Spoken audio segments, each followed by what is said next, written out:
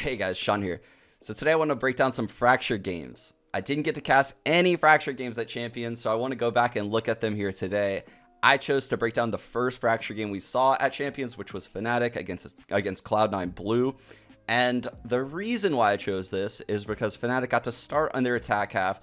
They dominated Cloud9. We saw a lot of different looks, and today we're looking at the attack half. If you look on the screen right now, from the winning team's perspective, these wins almost all netted insane attack halves, right? I mean, even this opening half from Crew, where you could argue, I mean, their Fracture probably wasn't all that good. They went 0-2 on it, which slightly messes up the stats because you have Sentinels winning all these defensive rounds, which in every other game never happened. I think Fracture might be very attack-sided in the current meta, and we're going to look at why that is today. And you can see the two most successful teams on the attack halves are Fnatic and Gambit, which I've boxed in here. And the comps are so different. The Fnatic one has 2 controllers, whereas the Gambit one only has a Brimstone. Gambit's also running a Sage. These comps couldn't be more different, actually, in the way they function in the game.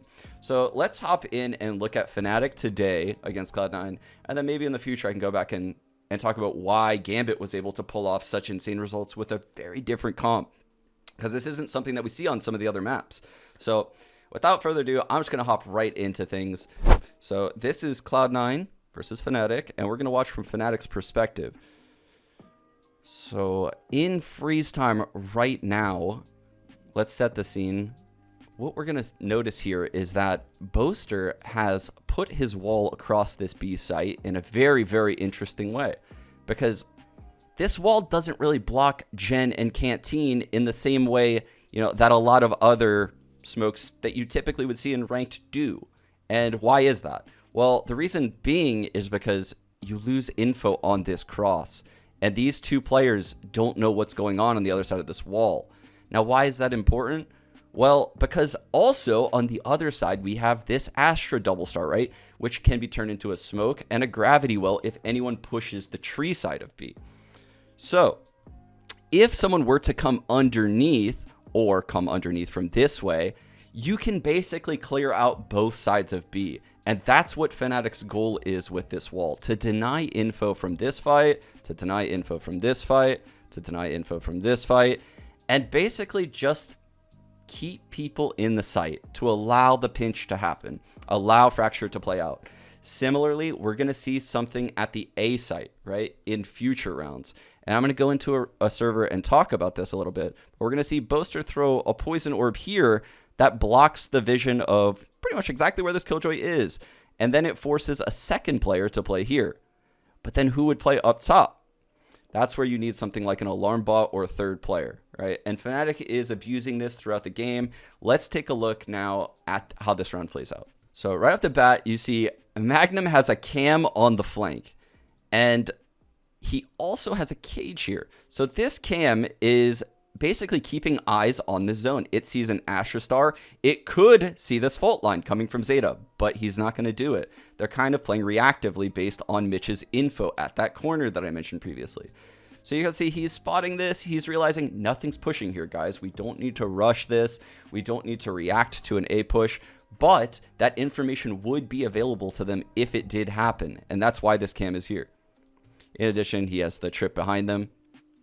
Over here at the top side, we can see, let's get it actually right here. So we have the perspective from the Trailblazer right now on Leaf. So he goes right up to this Viper wall, and he wants the info on the other side. And you say his teammate Astra actually put a star right here. And their goal is to get a frag on one of these B players, and then allow this Astra star on the other side to hold the opposite side of site and play retake over there.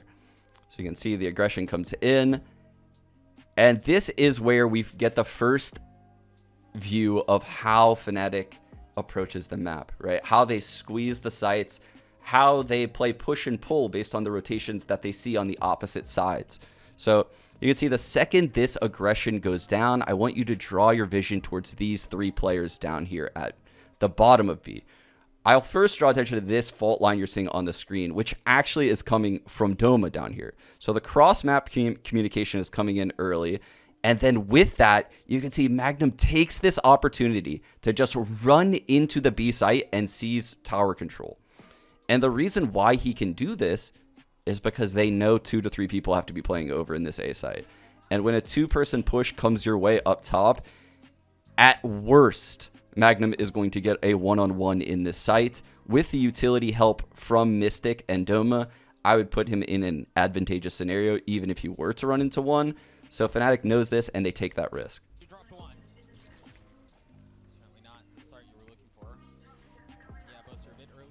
And look how advanced he gets. Boaster's already pinching from the opposite side, and Magnum now has Heaven control. And you could see the pressure that is now put on Cloud9. You see Mitch on the flank. He still has to deal with this trip. The cam is right there behind him anyway. Boaster's just chilling in underpass, playing very passively, allowing his two teammates down a tree to make the next move. And watch now how Boaster makes this play. This is actually gorgeous from Boaster. So he'll end up poison orbing this to cut space, and then he picks it up and re-poison orbs Gen. And this is something he does on all of the maps really well in Viper, but particularly he did it great at Champions on Fracture.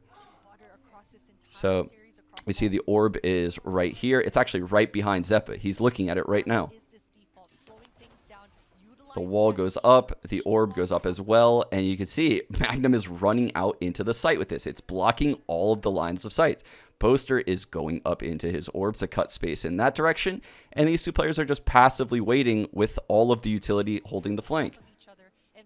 So Boaster in his orb picks it up, re-smokes like I said, gets the easy kill on Zeppa, and the full pinch is in now. The player's coming out Heaven, Boaster has gotten Gen control, and 2 players are coming out mid.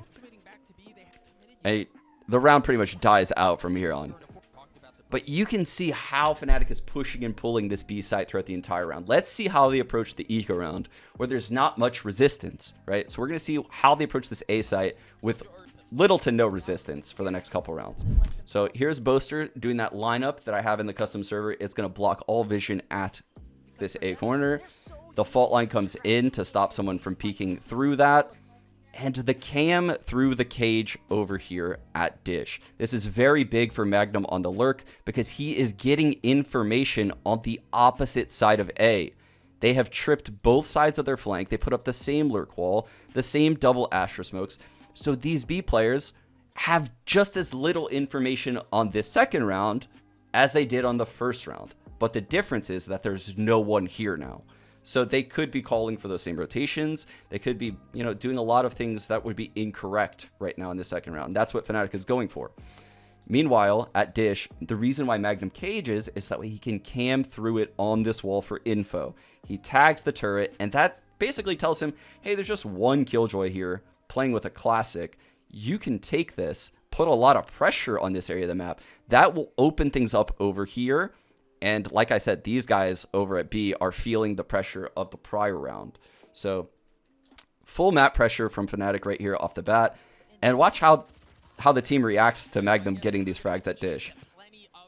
So you can see they're progressing up quite quickly right now. So Magnum tells them there's people at Dish. And like I said in the prior round, having players at Dish, he's about to see Zeta here too. So 2 players here.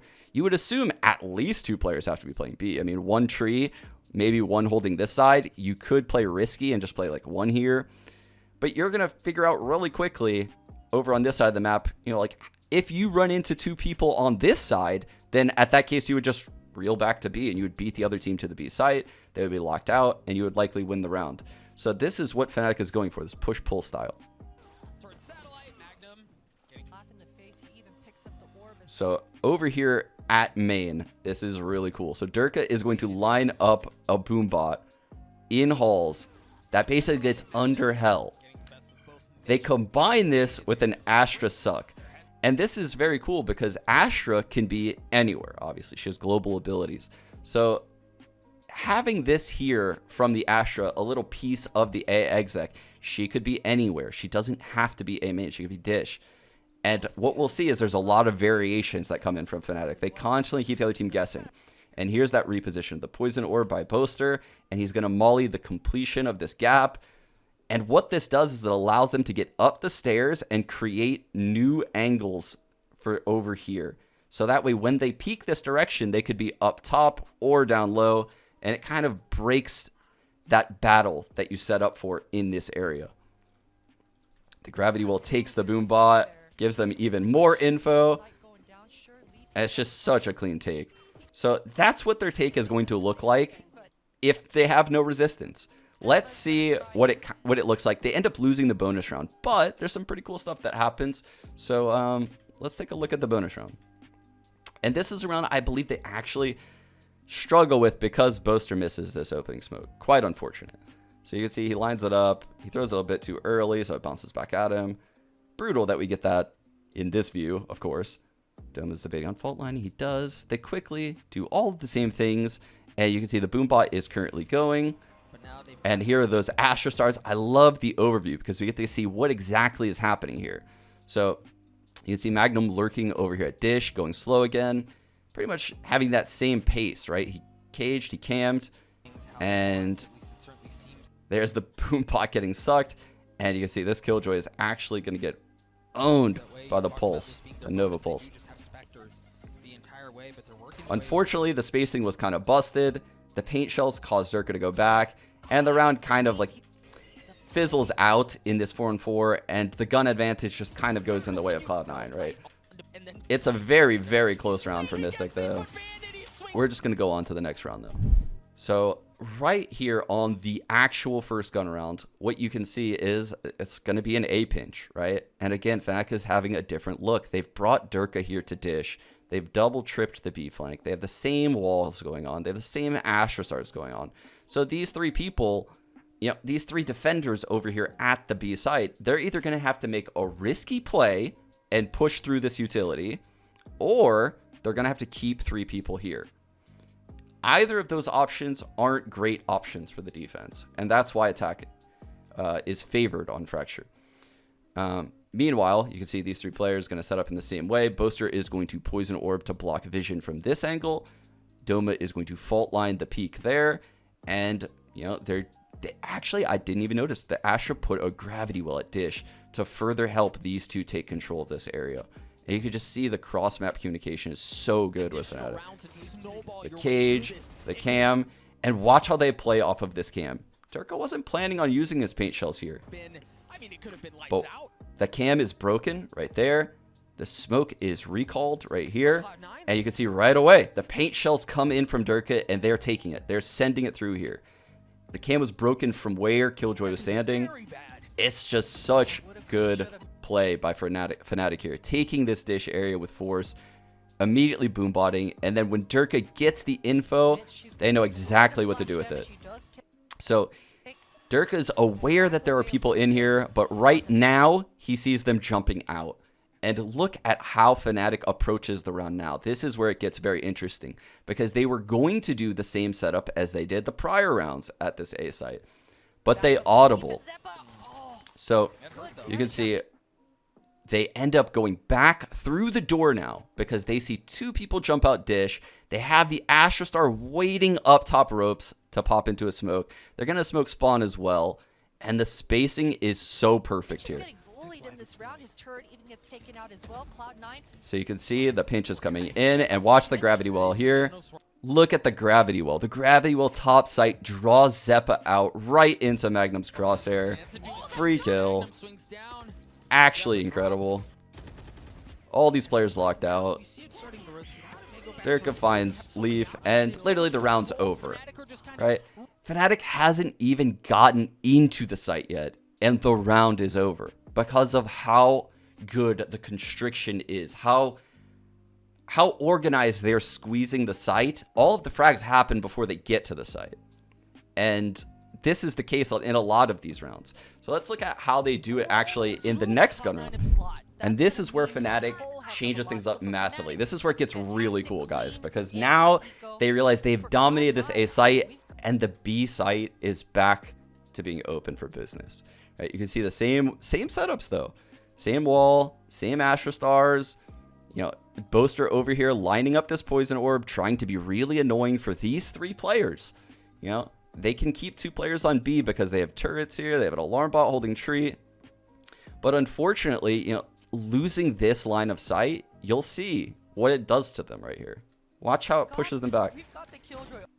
So they cam the opposite side of the wall during the Trailblazer. And you can see Durka is going to push forward very quickly to I believe break this Trailblazer. They see it on the cam. He breaks it. And that's where we see some of that duel that we were talking At about. this wall, it leaves a very tiny gap right here. And you're going to see how Fnatic deals with this gap throughout this entire game, right?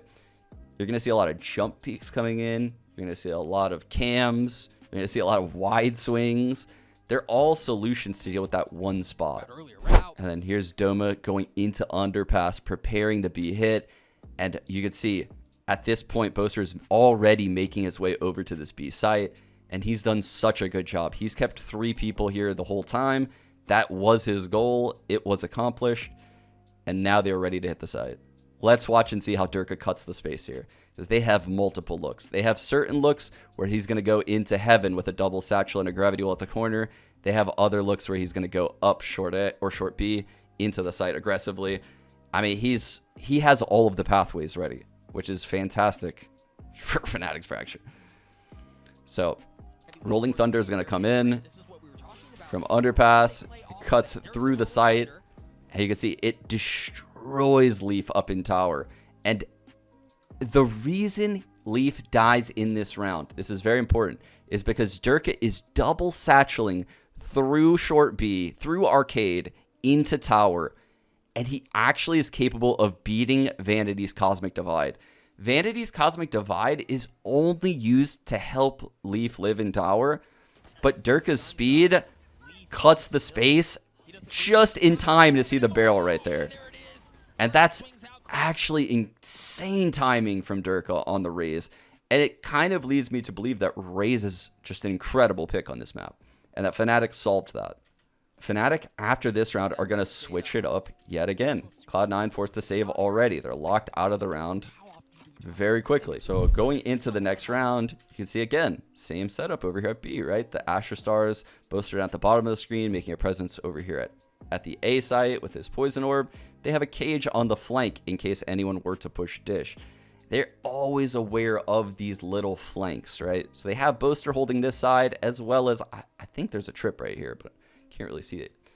So let's see how there is a trip. So he cams the opposite side of where Boaster's wall is. And you can see on this side, Zeppa's had enough. He recognizes what Boaster's doing over here, and he's going to push with it. We've got the showstopper, and as I say in NA, man, we sometimes think this map is very defender-sided. You can see now these 3 over here. So what Boaster is telling these guys right now is this guy came through the door, and that is a very risky play to make on defense when this is getting orbed. What you can infer if someone were to do that at this level is that they have support. And it's kind of hard in Valorant because you can get support from far away with these 2 agents. But it's kind of an easy read to make in a round like this to infer that probably 3 people would be at the A site. If someone was going to make a play like that early on in the round, it's super risky. You can get caught off guard. I would make a guess, like an educated guess, there'd be 3 people at the A side, and I think that's what Boaster is doing here. It's because you can be so aggressive. We think about Over here at Arcade, these guys are just kind of prodding around. The cam hit the wall. They're peeking this little gap, and now the split will come in. You can see, Durka aggressively double satcheling into heaven right now, and I love this shot. We're getting a Mystic because he is going to gravity well this corner, which is right behind where Mitch is standing. So what happens is that Durka is double satcheling into tower. Simultaneously, sometimes Doma will flash this wall and this wall. Sometimes he will just flash the second wall. So there's a lot of different looks that Fnatic has on this particular take, but this gravity well combined with the double satchel is the staple. And that's what it looks like. It's very difficult to stop. You can see the Boombot just rolling around.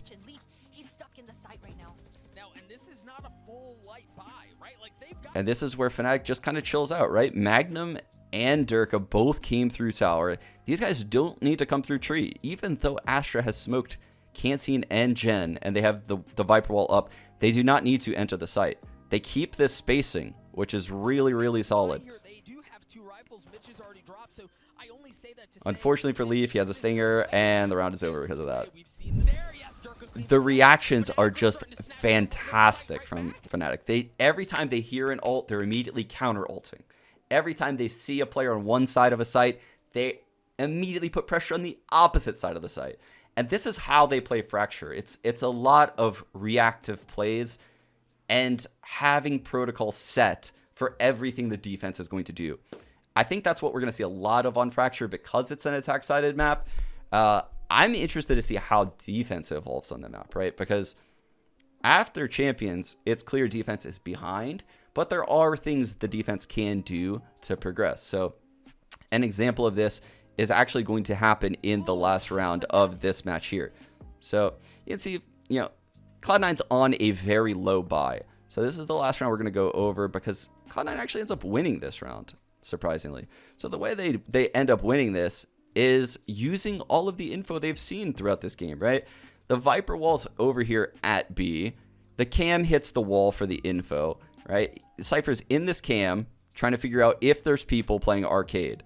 If there's people playing arcade, they're going to deal with it slightly differently. Maybe Breach is going to use utility. Maybe Asha is going to provide them with a suck right here or something.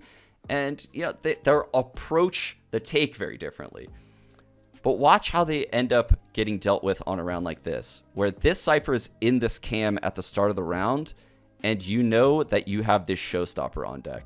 So when a Cypher's in a cam at the start of the round, you know that he has to have thrown it close to the barrier.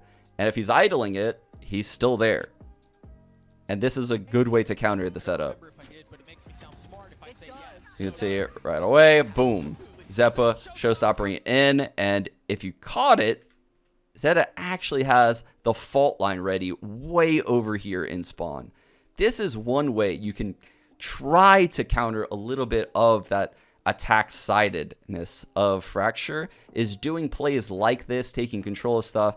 But unfortunately, if you don't net a kill in something like this, all that's going to happen is that the team is going to take the ropes to the other side, or maybe go into the other side, or maybe even loop around from the ropes.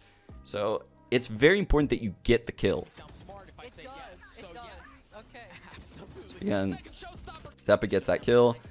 And another way he can kind of maneuver around this setup, what we're going to see in this round, is playing this tower corner in between the gravity well.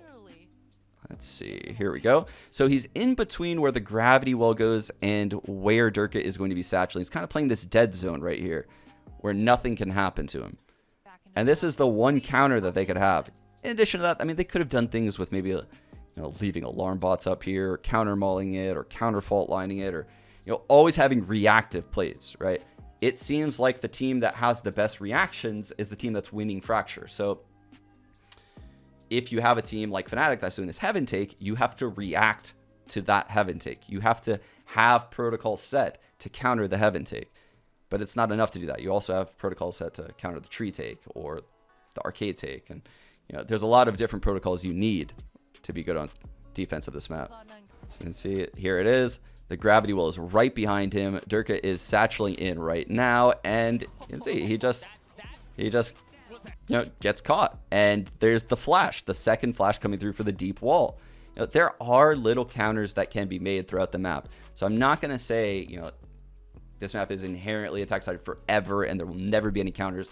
Now, the meta will have, shifts in it here and there. But I think overall, we're going to see this map in the long term and to be an attack-sided map unless there's some changes made. So anyway, let me know what you guys think about the video. I'm curious what you guys think of Fracture, what you guys thought of the games that we saw in Champions. Are you excited to see more? What do you want to see next? And I mean, what are the comps that you guys like seeing?